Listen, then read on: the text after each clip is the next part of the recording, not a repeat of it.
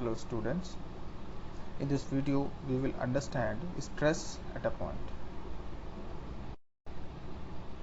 So in the next slide we will try to understand what is stress.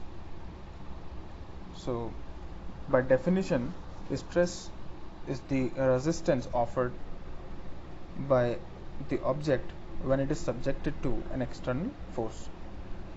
So the resistive force per unit area offered by the body to the external force applied is called stress. So what happens is, whenever we try to apply some load or force on any object or any component, the force will try to deform the object or increase its size or decrease its size, and the component, the material of the component will try to oppose that motion, that deformation. So it will try to resist that force, and that resistance in the body per unit area is defined as stress. So we can see here, to understand further, there is a figure on the right side of the screen. Here a body, arbitrary body, is subjected to forces P1, P2, P3, P4, and the body is in equilibrium under the action of these forces. So to understand the internal resistance, we have taken a plane ABCD, which is through this body. In the next slide we can see, so on this plane, this section, we have considered a very small area, elemental area delta A, on which there is a force delta P is acting. This delta P force can be resolved into three forces, delta Px, delta Py, and delta Pz, in the three orthogonal axes xyz. Delta Px is in the direction x, which is perpendicular to the plane delta A, and this will cause normal stress on this area. The two components delta Py, delta Pz are parallel to the plane delta A in the direction y and z, and this will cause shear stress to develop on this area. Mathematically, we can define the stress as we can see on the screen. Sigma xx is equal to delta Px by delta A, and limit delta A tends to 0. So this is a normal stress, as we have seen in the previous slide. Delta Px is normal to the area delta A, and this will cause normal stress in the x direction due to the load component delta Px. So we have taken sigma xx as normal stress because this is the notation that we use. Tau xy, by notation we can see tau xy, tau is shear stress. Now tau xy can be defined as limit delta A tends to 0 delta Py by delta A, which is shear stress in the direction y due to the component delta Py. Similarly, we can define tau xz. By convention, we use sigma for normal stresses and tau for shear stresses. We can see we have used two subscripts in these stresses in the definition. So what does these subscript mean? So the first subscript define the plane on which these stresses are acting, and the second subscript indicate the direction on in which these stresses are applied. In the next slide we will see the notation. So we can see on this figure on the right side, the xy in the bottom, tau xy, the x is the phase and y is the direction. The normal stresses can be classified as tensile and compressive stresses based on the applied force. So we have seen the force can be either compressive or tensile. The compressive force will cause compressive stress in the material, and tensile force will cause tensile stress in the material, and the shear stress will act parallel to the plane of the element. So we have already seen that we require two subscripts to define stress. So we need three things.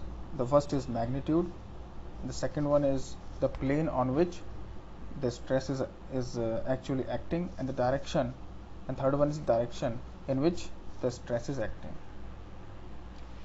So we have considered this on a plane. What happens if we consider another plane parallel to the first plane inside the body and try to isolate a small elemental volume of that material? Now we have a small element in the form of parallelepiped or cube, which has 6 faces, and these 6 faces will have all these stresses, three component of stresses on each plane. So the total number of stress for this element will be 3 on each, that is 18 stresses, 18 different stresses. Now we have already considered this, that this whole body is under equilibrium, so this element will also be under equilibrium. And from the criteria of equilibrium, we know that the summation of all forces in each direction should be 0. So in x direction, the summation of all forces should be 0. So if the stress sigma xx is applied on the right side of the face, there will be equal and opposite reaction applied on the opposite side of the face. So therefore sigma xx will also be applied on the left side of the face, this left side of this cube. So similarly in y direction, sigma yy is applied on the upper face, and sigma yy will also be applied in the negative direction in the down face, in the face that is under it, and similarly for the z axis. So these stresses can be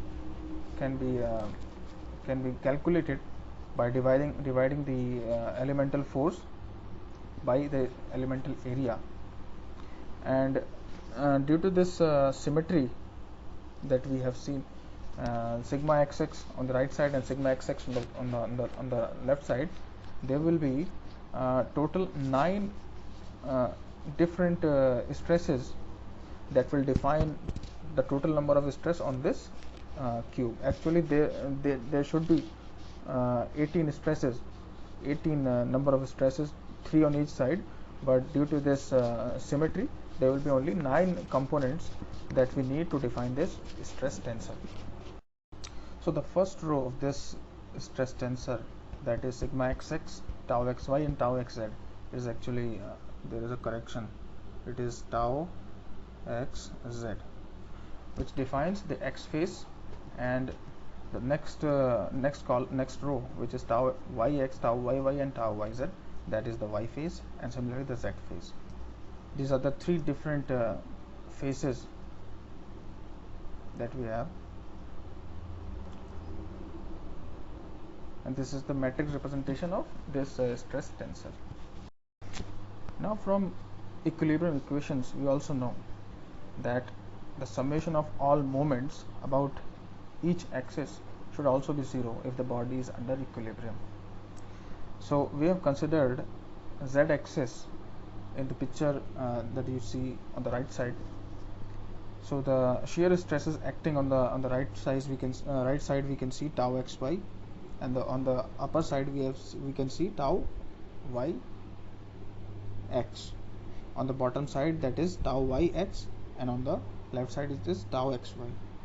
So these stresses, these shear stresses form a couple. The first couple is that is formed by these two different stresses, and the second couple is due to these two forces. The first one is clockwise and the second one is anti-clockwise. So if these two couples are if this element is to be in equilibrium,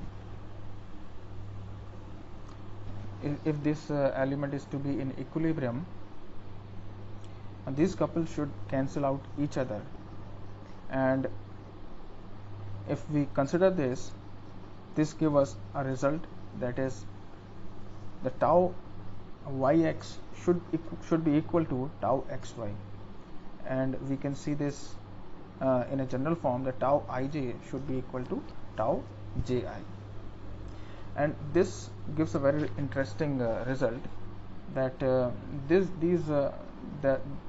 tensor we have defined, that already got 9 independent elements, 9 different elements to define this stress.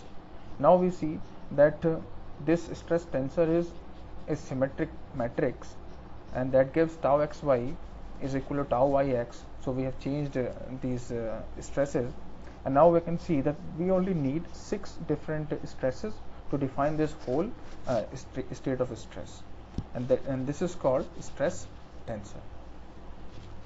Now next we have this reference that you can go through, and that will be it.